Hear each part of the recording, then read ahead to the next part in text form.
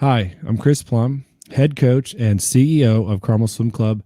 This is the Off the Deck podcast.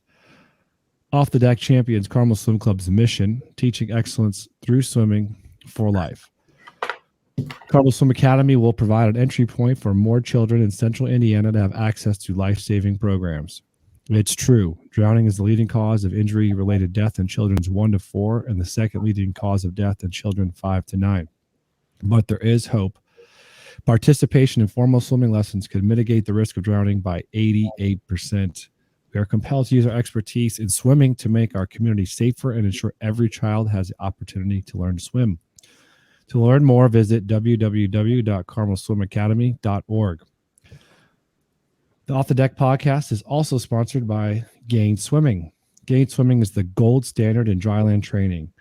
We have our annual clinic in Carmel coming up September 10th through the 12th at Carmel High School. To learn more, visit www.thegainnetwork.com/gainswimming.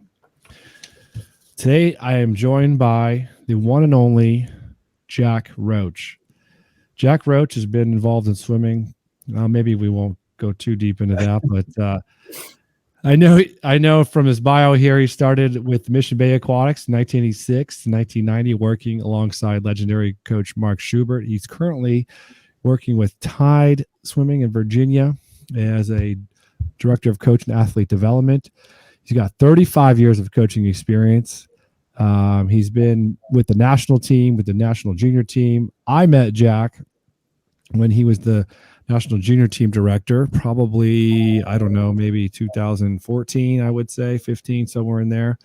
I had to beg him to put me on the staff to go to Maui. Not true. Yeah, Jack, welcome to the show. How are you today? Great, Chris. Thanks for having me. When I'm asked to do things like this, I'm very humbled, and my wish is always that I honor what your attempts are and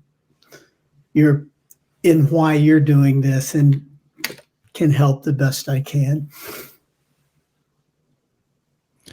Oh, I think I've known you. I find you one who really takes the time to. I just think you have such a unique, and I don't know if gentle is the right way, but you certainly get the idea of the human aspect of coaching and connecting.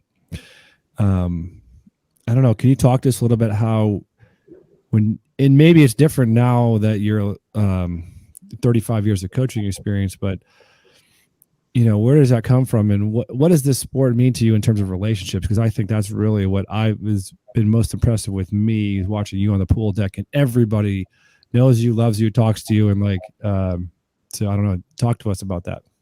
Yeah, I think at some point in my life, and it was pretty early on, I realized that there are only two things that shape our lives, and that's people and events. And I also started to recognize that in order for me to make an impact in the way that I value the craft that we're in, was that you can't really guide someone, or you can't help nudge someone in a direction that they want to go in if you don't know them. And that means you have to ask a lot of questions. We all see the world so differently, and to think that someone sees the world the same way as I do is just, we're basically like grains of sand on the beach, right? And if you're going to help someone accomplish what they want to accomplish, almost regardless of age, you really do have to get to know them. And that requires you to spend an enormous amount of time caring about how you want that relationship to work. And, you have to drill into their family. It just is, it's all consuming. And for me, it's all consuming in the best of ways, because I see someone doing something that I want to be more like. And that means that, I see these qualities in almost everyone I work with. Like, I want to be more like that. And so that opens up all these great opportunities to get to know one another on a deeper level. Yeah, when I first got to know you and meet you, it was I would see you at nationals, and you were there taking the time with everybody, and I feel like the one thing I always respected about you is like this whole meet is going around, it's a buzz, but yet when I talked to you, it was the only thing that mattered. Like nothing else was happening around you. And so I think you have the strong ability to connect and to listen. And do you think that's what has made you successful today? Is just, and are you valuing that person at that time? Like, what are you thinking when you're talking to those people at the meets with so much going around? Yeah, I guess there's probably two parts to that. I'm almost in a place where, and this changes all the time, and I guess you could call it evolving, or you could call it getting older. But I almost believe that people like yourself, and probably people that are listening to this, that they're always on the move. They're just ripping through life. If you're going to make a difference, you stay busy. And we always hear these conversations on balance. What does balance look like? How do you balance your life? And I have come to believe that if you're going to make change, you're going to be so busy that you don't necessarily, I don't think balance is the right word. Or if you're going to balance, how do you define it? And I believe that balance is staying in the moment as much as you possibly can, maximizing every opportunity that you have where time actually slows down. In a conversation like you and I are having right now, am I bringing enough value to this conversation where you're listening to what I'm saying, you're processing what I'm saying, it helps you have a different view of what's going on, and there's space between our conversations. And if that's the way it works for me too, there's a few things that go on in conversation. One is you're listening to me, I'm listening to you. And what are you thinking when I'm talking? Are you already planning a different discussion because I've lost your interest? I'm getting way overboard here, but my point being that staying in the present moment is the only way to balance. That is balance to me. You're maximizing that time. And that's so rich that it actually, it eases me. It gives me space to relax. So there's just richment in conversation. It's so rich. And I can't, I find anything that I'm doing when I allow myself to learn and to be curious and to grow, then that's really maximizing my life. And certainly as I've gotten older, I realize it even more, that time is just so precious. Yeah. So, I mean, let's talk about your career. You are a Marine. Yeah. And a Marine to a swim coach. That's probably not a path that a lot of people have taken if you look at it. But I don't meet many. How did you start? I know you're also a beach lifeguard, but how did you get started in coaching and swimming? Obviously, I mean, my father was in the military. He's probably, swimming coaching would be the last thing he'd probably ever would think about doing. So how did you start, and what brought you to the water? Yeah.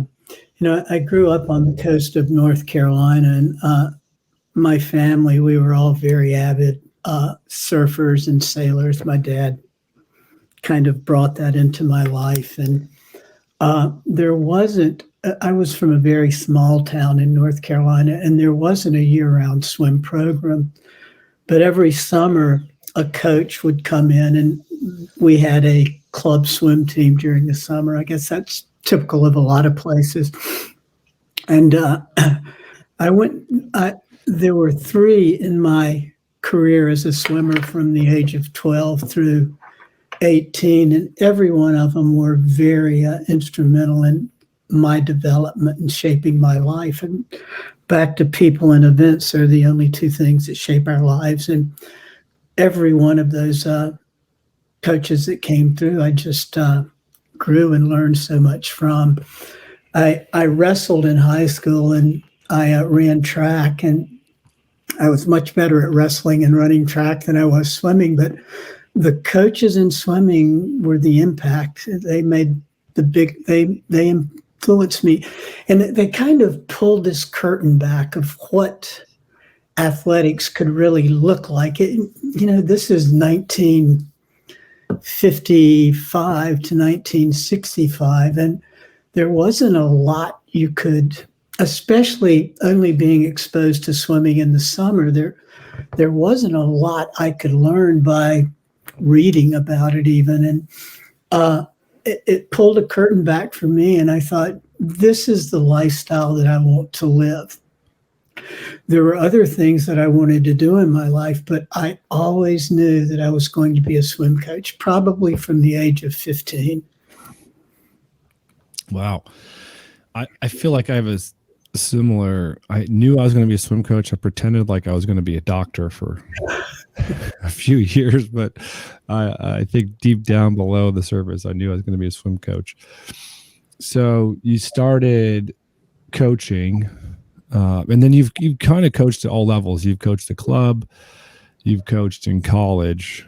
What was the big difference for you going from the club program to the college level? Yeah, I wasn't a very good college coach. I don't believe that, but yeah. Well, at some point, like I probably, unlike you, for some reason, I feel like you got it figured out. You're staying in club.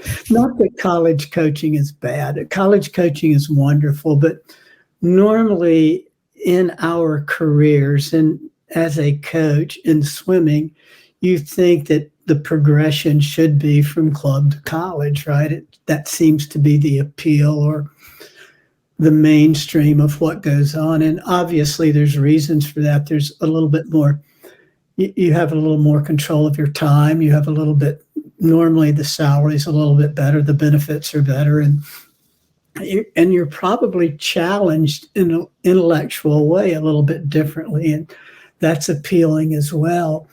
But where I struggled with college coaching was I didn't feel like you can make an impact in both, but the same impact wasn't as rich to me for whatever reason. The college people that I worked with, they're very receptive to learning, and older people in the sport are very receptive to learning, but there was just something about probably being able to spend more time in general through the career of a swimmer on the club level appealed to me more. You start to watch them, even if you aren't coaching them at the age of 8 or 9, and they leave 10 years later, and that just had such great value to me. Yeah, I mean, I think I started my career I coached a year of high school, but then I went to college and came back to club. I did coach college and club at the same time, but to me, I think you have such a greater impact on who they become when you coach a club program, because I think they're a little bit more moldable and you can really instill the values. Whereas I think in college, they might be a little bit more formed in who they are. There's nothing wrong with that. And each of us have our own goals and visions of who we want to be and coach and develop. But so I would agree on the club level.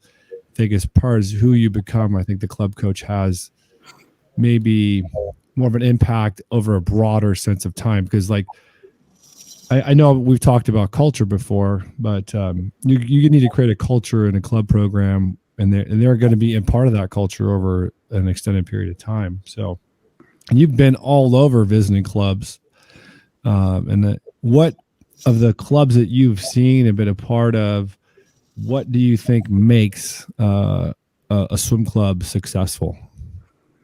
Yeah, well, I mean, it starts with the coaches and probably ends with the coaches. I believe that to be great, you have to stand for something. And every one of the programs that I feel like are doing things the right way, they do. The coach understands their purpose, and it's it's just being a part of a team and having a very clear message on what you as a leader you're creating a sense of belonging. I don't believe anyone buys into anything until they feel like they belong. Yeah. And they care. It's almost as simple as that. Like, some coaches care, but how much are they willing to care? And the programs that are really thriving are the programs where they're willing to do whatever it takes to show that they care.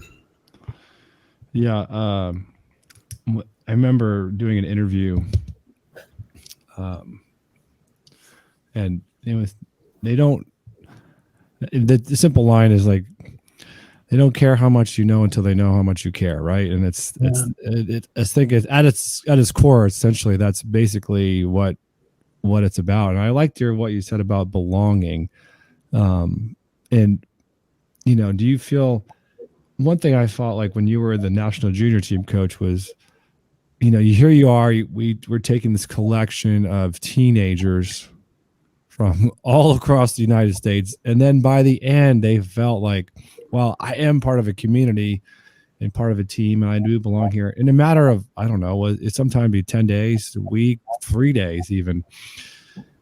When you thought about bringing together a collection of individuals for those national teams to go over to Singapore, to Maui, I mean, rough places to go, I know, but what were you thinking about in creating that kind of Team USA feel, and how did you do that in such a short amount of time?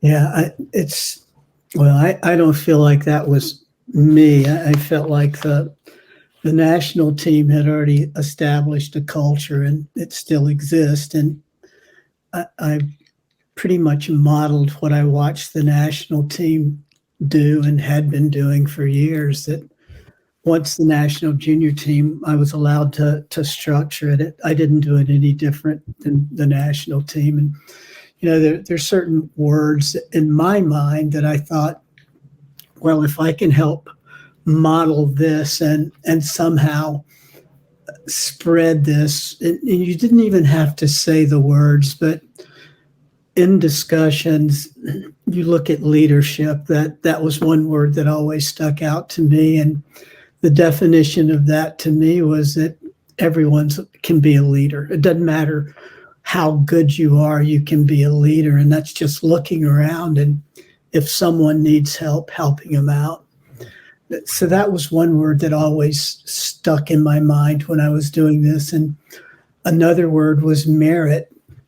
Not really what you did yesterday, not what you're going to do tomorrow, but what are you doing right now? And I felt like that was an important word, because you have 18-year-olds and you have 14-year-olds, and age should not be part of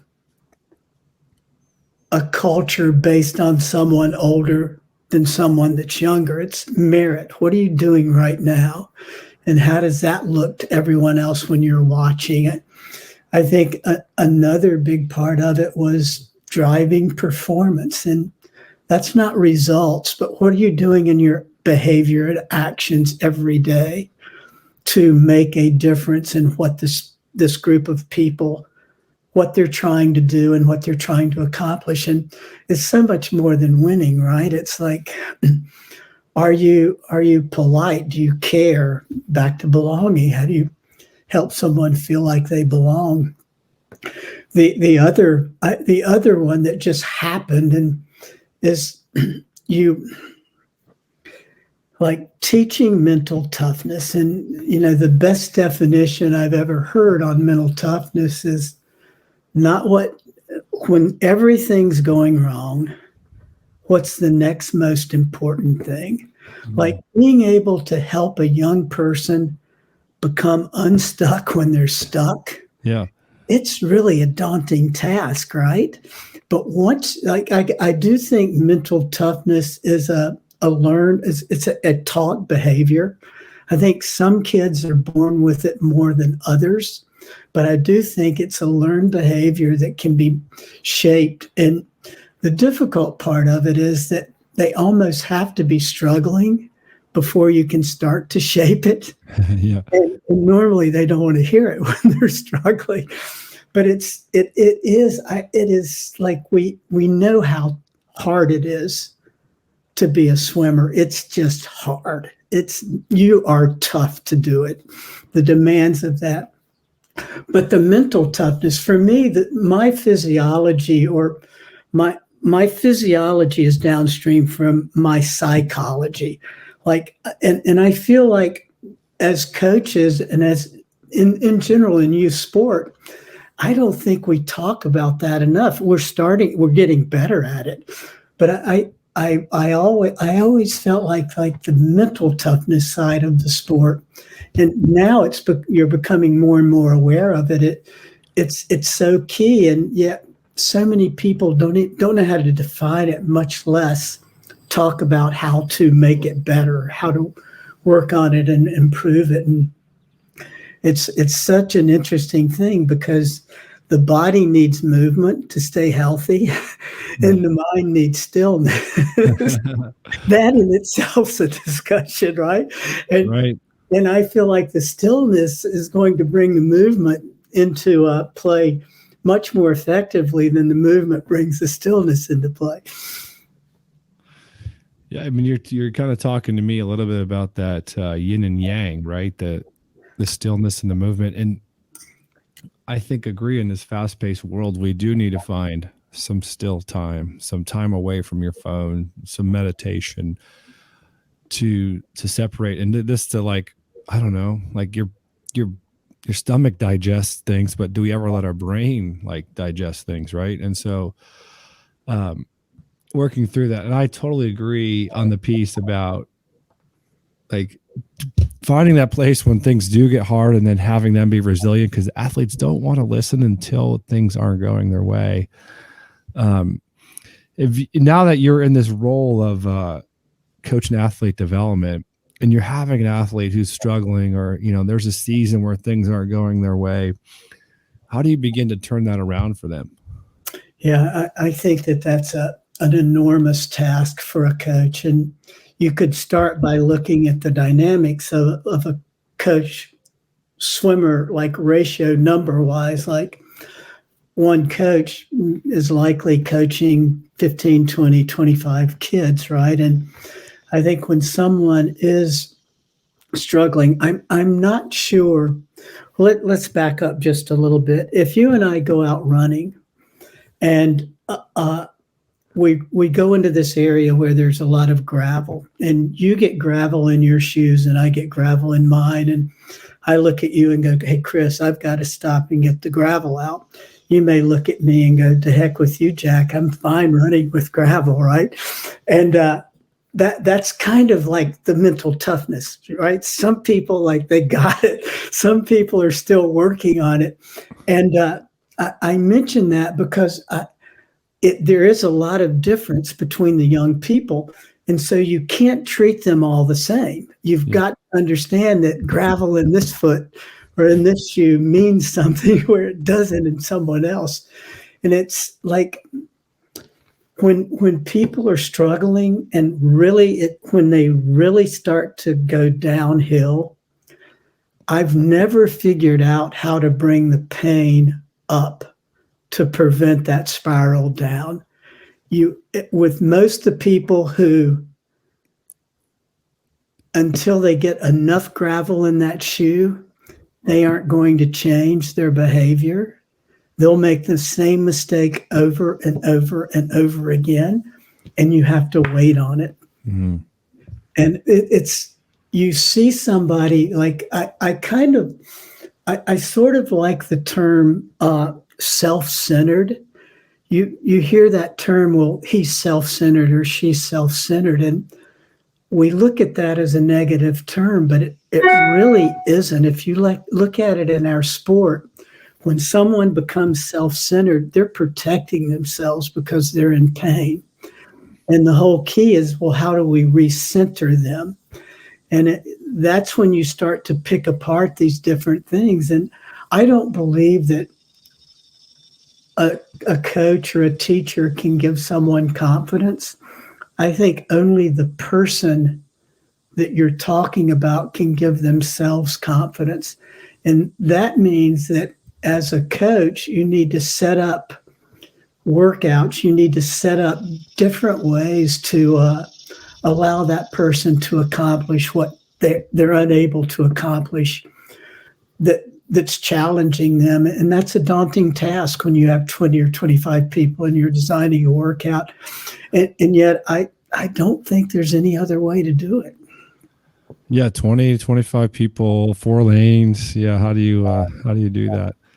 That's I haven't heard it quite put like you just did there, Jack. So I like where you're going with that though, because I think we are in a rush, but sometimes you just have to be patient and let the athletes almost come to you. And I had another coach tell me too, their metaphor was, well, you're trying to get the dog on the porch. And if you can't scare the dog, right? If you scare the dog, you're going to be off the porch. You have to bring them to the porch and not do any big movements. So that's a great visual. Yeah, right. So, and I know you're a dog guy too. So maybe. It's like I often, when you see this going on, it's pretty simple. Of like, is a young person walking into work out, or are they starting to design their life in a way to see how much they can accomplish? Or are they doing it to try not to fail? Yeah. And it kind of looks the same. Right. But if they're trying not to fail, they're going to worry about what might go wrong.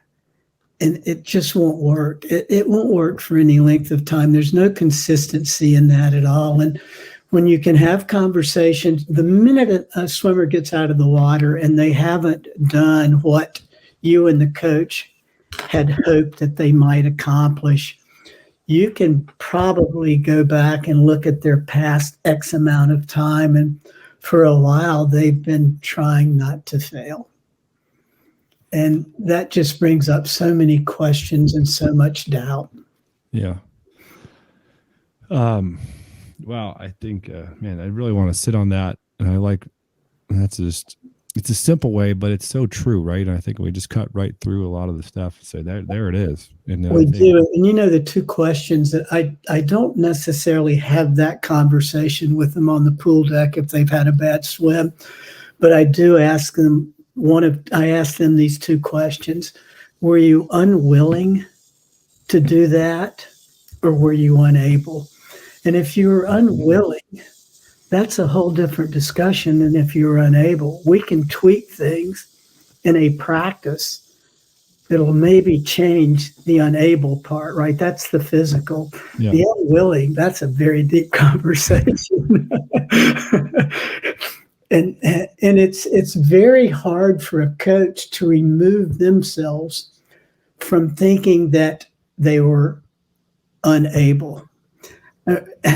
And like, and yet that's a big part of it too, right? It's you have to be able to distinguish back again to the psychology or the physiology of what's going on. And I really think it's so important in my line of thought to keep the psychology upstream from the physiology.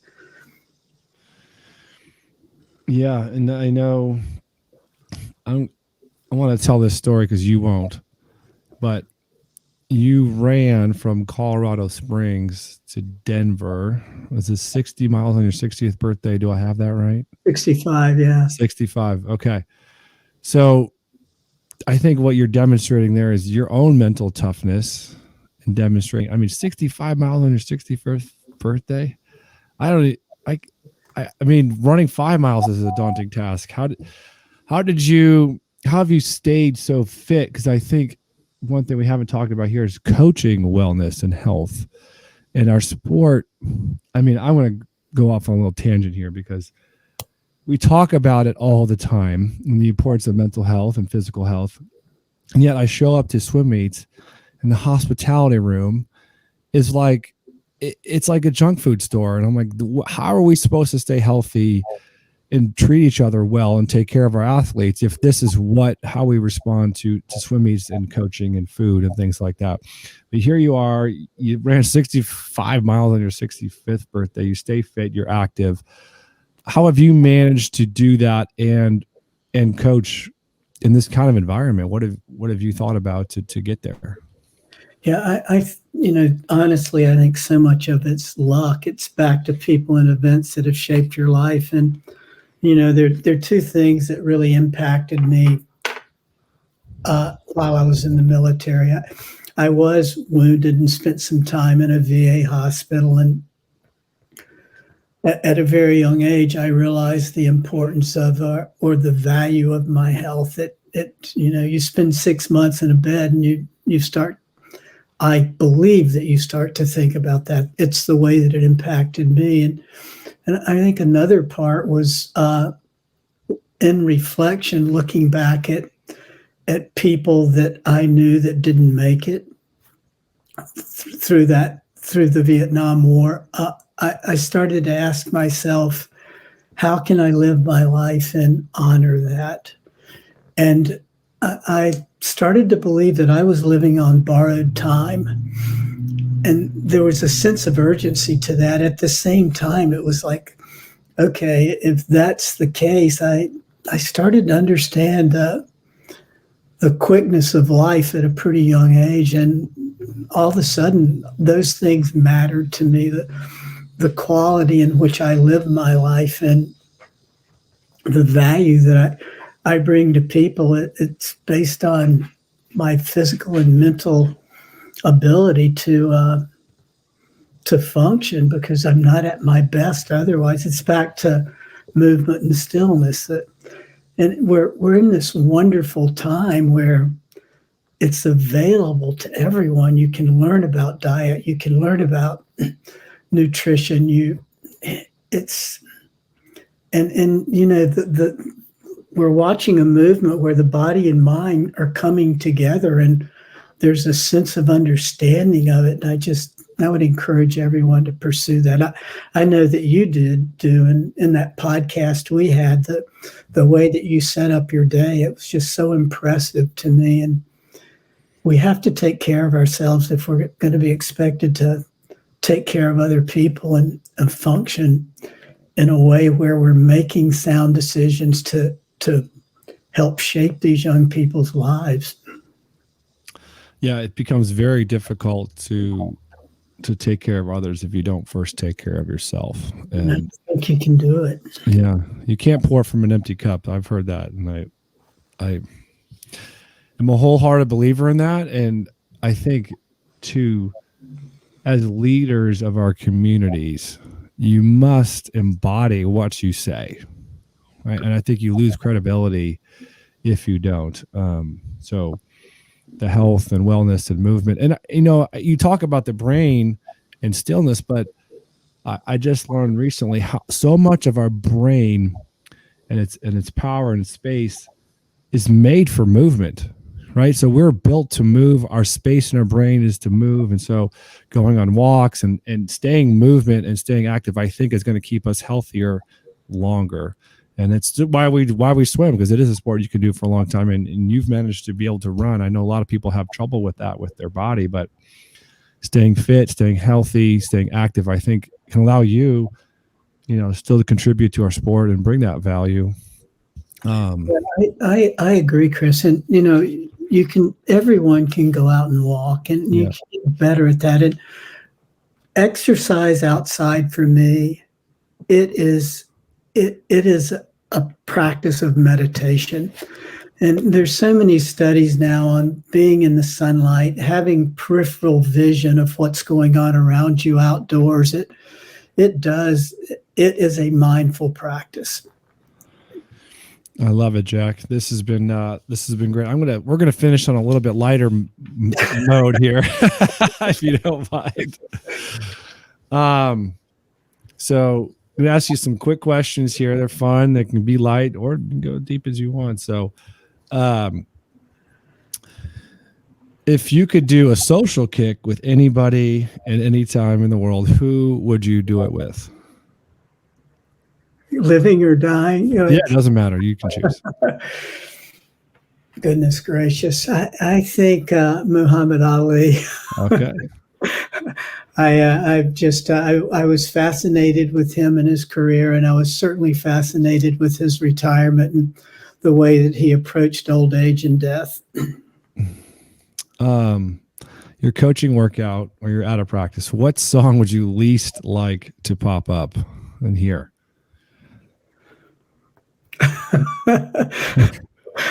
I think the least songs that you're asking, the question that you're asking me, I don't have the answer to because I don't know the names of those songs. I don't know the names. Okay.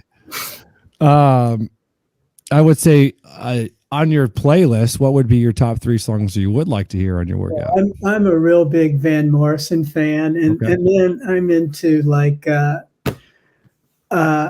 I love the Rolling Stones, but I'm that era, right? And Janis Joplin, all of those. So little Bobby McGee and little. Oh yeah. Well, on a side note, I see the kids today in practice, and they'll come in with a Rolling Stone shirt, and a Rolling Stones song comes on. I go, "Do you know who this is?" I'm like, "No, I have no idea." I know. What is that? Right. What they're like, I don't know what that's about. So, would you rather swim in the deep end or shallow end, Jack? Always deep. Always deep. Okay.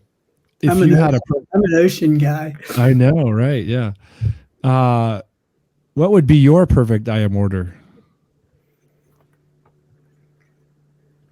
I would do away with breaststroke. You and me both.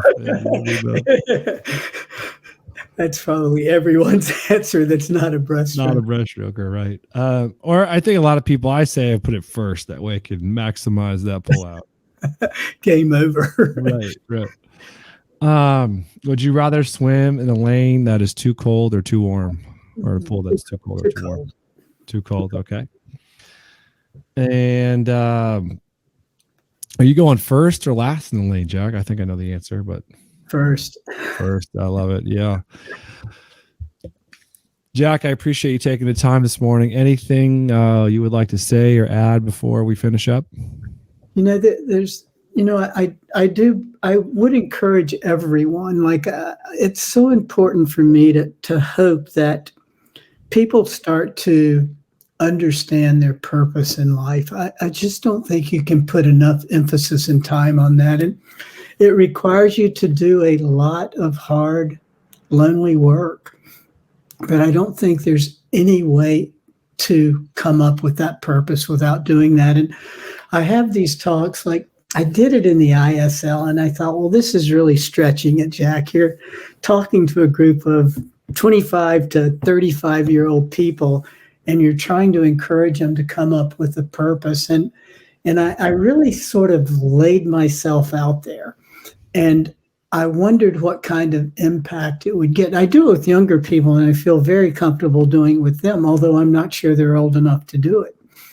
And I could not believe this was in Budapest last year, and I couldn't get over the number of people that reached out to me that were in that room that day and started to ask how they could better come up with that purpose. And I think there's a few things that have to happen when you are hunting for your purpose in life.